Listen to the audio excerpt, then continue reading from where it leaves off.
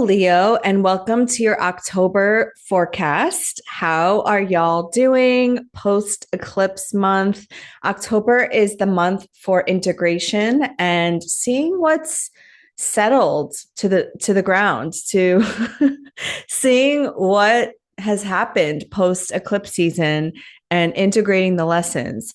So, similar to Aquarius rising, the eclipses were happening in your financial houses, in your financial sector. So the second house of Virgo, you had a solar eclipse here, and you had a lunar eclipse in your eighth house. And so I'm sure it hasn't been easy in terms of renegotiating contracts, in terms of money flow or feelings around scarcity and poverty consciousness. But ultimately, I think that Saturn going retrograde in your eighth house, which is the ruler of your seventh and sixth, I think you are recalibrating and reworking something so that you have some sort of financial stream or multiple streams that are beneficial to you. So let's get into it. On October 4th, Venus will conjunct the South Node in your second house of your personal finances, resources, and income. And Venus is the ruler of your third house of Libra and your 10th house of career. So I do think this has a lot to do with your communication. If you have a social media presence, you might at this time decide like, I need to pull back my energy and I need to only do things that are financially beneficial for me or more in alignment with my values or something around your career. I need to only focus on content that's going to uplift my career.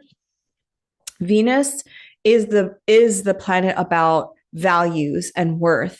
And so this transit through Venus in your second house is also about kind of like checking yourself again, like doing a like self-internal analysis, like doing the inner work of how your value and your self-confidence are tied to money and your sense of productivity, because that ultimately is tied to your career. You know, like you had a lot of transits going through your 10th house last year. You had all of those squares between Uranus and Mars in your first house. You just went through all these retrogrades. You had Venus retrograde, Mars retrograde, then you had Mercury retrograde, all going through your first house in the last couple of years. So there is something to be said about like how you express yourself publicly, if you have a public like presence, or even just like present yourself, right? And so Venus going through the South Node, you are like releasing or letting go of something, maybe an old story, maybe self-criticism or judgment around the ways in which maybe some old stories you have around your sense of self-worth and self-confidence. Now you can think back to September 10th when the South Node was conjunct, when the sun was south. Oh my God, I'm getting tongue tied because I've been doing like videos all day. When the sun, which is your chart ruler, was conjunct the South Node, and Mercury was also conjunct the South Node around September 10th and September 11th. So you could look back at that time to see like what happened. On October 6th, Mercury will ingress into the sign of Scorpio, which is your fourth house of home and family. And Mercury rules your second house of your personal income and finances and your 11th house of Gemini, which is your groups and organizations. So Mercury going into your fourth is importing those two house topics into your fourth house of your foundation. So again, money is really at the forefront of your mind, and how you can have a solid plan and foundation for money to make you feel a sense of safety and security and build up the foundation that you are building. Saturn wants three things from us. Saturn wants a plan, structure, and discipline. So Saturn going through your eighth house is really asking for that. Like, Can you solidify the multiple streams of income so that if one income stream is gone, that you're not like flailing, you know? The fourth house is also the house of ancestors. So you might feel like called to research about them. And Scorpio's nature is being able to do really deep and like really what's that? I don't want to say fixed because it is you are a fixed sign, but like you're determined to figure something out here. So doing investigative work and research around your ancestors and family of origin could be what you're focused on at this time too. On the same day, there's a full moon in Aries at 14 degrees, and this happens at 11:47 p.m. Eastern time. And so this full moon is happening in your cadent houses. So the third house is Libra. This is the people who are the closest to you. So this is siblings, cousins, aunties. This is your neighborhood. This is knowledge that you know. This is also the house of like communication and the mind. And then the ninth house is like foreign lands, foreign travel. This is the house of God. This is where you learn about philosophy, spirituality, and your affiliation to religious institutions. So, having the full moon here, you might feel called to, I don't know, you might feel called to share something on one of, you know, if you have a social media presence, to share something big, like, you know, or you might decide around this time to get off of social media altogether. And I know a lot of people who are doing that at this time. A lot of people are deciding to get off TikTok. A lot of people are deciding to limit their usage on all the meta platforms because these are like now surveillance apps. But the ruler of this full moon is Mars in Scorpio.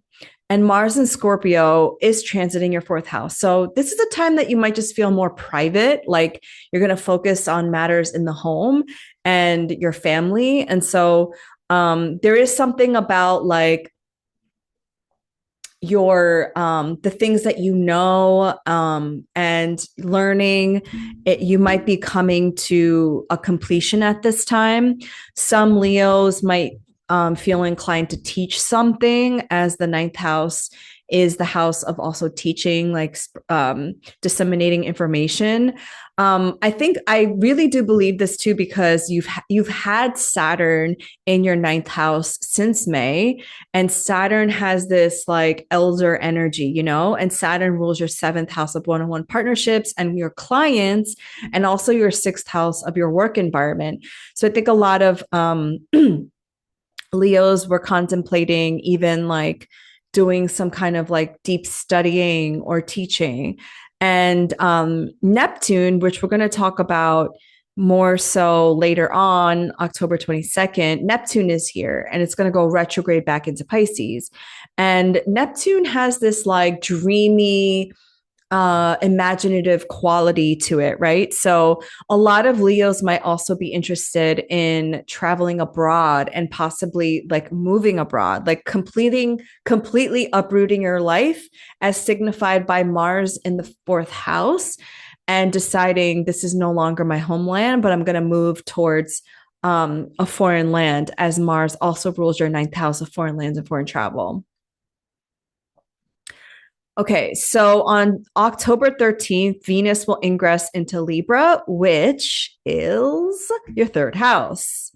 This is lovely. This is lovely for, again, if you have some sort of social media presence, if you have a Substack, if you have a newsletter, if you have some way to communicate to people or organize, if you are a community organizer, this is such a lovely transit because Venus is in its domicile in Libra. And when Venus is in the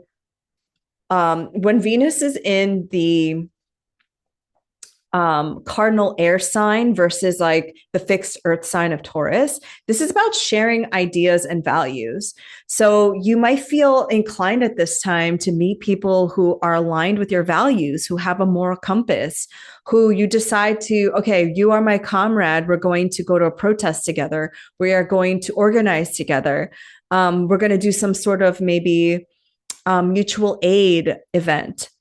But this is really lovely. I would take advantage of this. And because the third house is in a sextile to you, this is supportive to you as well. Venus also, like I said, rules your 10th house of career. And so at this time, you just might feel inclined to share something. Again, disseminate information about what you're passionate about. And ultimately, Venus is about the heart, right? Like Venus loves and Venus wants to love and Venus wants to bestow good things onto people. So this could be also a great time for you to also share things with your siblings, with your neighbors, with the people closest to you. On October 21st, there's a new moon in Libra at 28 degrees, and this happens at 8:25 a.m. Eastern time. And the ruler of this new moon is that Venus in this house. So this is a new moon. So this is a new beginning. You're setting intentions. So think about like setting an intention to maybe be more active, you know. Libra, I also think of social justice and standing up for what's right. So you might just feel called to be more like involved at this time as well. But yeah, I really like this new moon. It's in a sextile to you, like I said, and it just feels like you're setting intention to be more involved in some way in your community. On October 22nd, I already kind of previewed this. Neptune will retrograde and re-enter the sign of Pisces in your eighth house. And so Saturn has been in your eighth house since 2023, and Neptune has been in your eighth house since 2011. So these two planets here are about breaking like the disillusion of boundaries. And it's having you reimagine what's possible for the ways in which you receive money. The North Node is transiting through this area of your life, and you've been having eclipses here. So a lot of Leos might have maybe you got laid off or a contract ended and now something else is trying to come through. Neptune again is about reimagining something. It's about like what you believe is possible for yourself. This is the time to get delulu, okay? Now on the same day the sun will ingress into Scorpio. So the sun is your chart ruler and it's going to go into Scorpio in your fourth house. So your focus, your energy is going to go into family matters, into your home matters, and again, your foundation and ancestors. And then Mercury will officially be in its pre-shadow at 20 degrees of Scorpio, and it will go retrograde on November 9th in the sign of Sagittarius. So from October 22nd until the rest of the month, you want to pay attention to what happens during the pre-shadow, because this is usually I have experienced when we experience the actual like Mercury retrograde, but the Mercury retrograde is the time to review and the recalibration. But the pre-shadow is when stuff gets like messed up communication wise. So again, like having the sun here, Mercury pre-shadow, topics of home, family. You might be dealing with some, maybe you like money issues are coming up with you and a family member because Mercury rules your second house of Virgo and your personal finances and income. And maybe some of you are making money from home. Because I don't know, when the ruler of the second is in the fourth, you're deciding to work from home more, or you're making something at home. And that's how you're making money right now. Or that's one of your extra incomes that you've decided. Finally, on October 29th, Mercury will ingress into the sign of Sagittarius, which is your fifth whole sign house. The fifth house is the house of good fortune. This is really lovely. Topics of love, romance, and children will be coming up at this time. Mercury rules your 11th house. So, some of you just might be focused on hanging out with your friends and being a part of a community, being a part of an organization.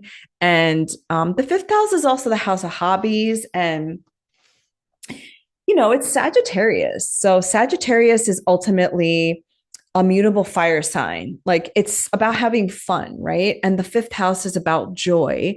So this could just be a time for you of having fun with your friends and like, um, you know, remembering that at the end of the day, we are all living in a poly crisis. There's a climate crisis. There are genocides happening. And, we're in the throes of late stage capitalism, but also we decided to incarnate here at this time. So the fifth house is all about like romanticizing your life and doing all the things that we're passionate about because at the end of the day, we still came here to be human and we came here at this specific time in history for a reason. Um, and the last thing I'll say about Mercury in Sagittarius is that Mercury is in its detriment or its depression in Sagittarius. So oftentimes, Mercury in Sagittarius is dogmatic, it's very preachy, right? So just be aware of that, because again, Mercury rules your 11th house of friendships and groups. Um, and Uranus in Gemini is there. And clearly, you are disrupting something within a group or friendship group. Some of you might have had a falling out with a group or a friend. But yeah, I think having Mercury here will just, I don't know. I think Mercury is a fast moving planet. It's a god of communication. You just might be more involved with your friends at this time. So that is your October. Thank you so much, Leos. I will see you in November. Bye.